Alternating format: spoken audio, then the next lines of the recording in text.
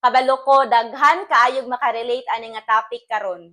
Basahon nato ni nga message, ana siya, Ma'am Jel, nawad-an ako gana mag-vlog, uy, gamay raman na dungag sa kuang followers. Akong views po di kaabot 500. Maayo pa ang uban lagi. Okay, ma'am, nakadungog ba ka ng saying nga small progress is still a progress? Pasabot, bisag unsa pa nakagamay imuhang na-achieve diha, achievement gihapon na, ni uswag gihapon ka, ni sibog gihapon ka.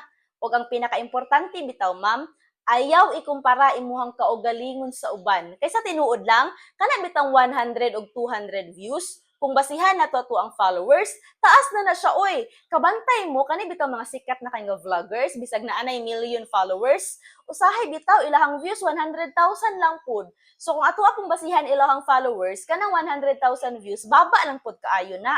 Pero wa sila nawad-an og gana, nagpadayon gihapon sila, maong karon successful kaayo sila nga vloggers diri sa Facebook. Okay? Ma'am, hantod na ay duha or tulo ka tawo nga mosuporta sa imuha, padayon. I-appreciate imuhang achievements para mas ma-motivate ka o para mas madasig ka nga magpadayon diri. Di ta mawad-an og gana oy unsa di ay? May buntag.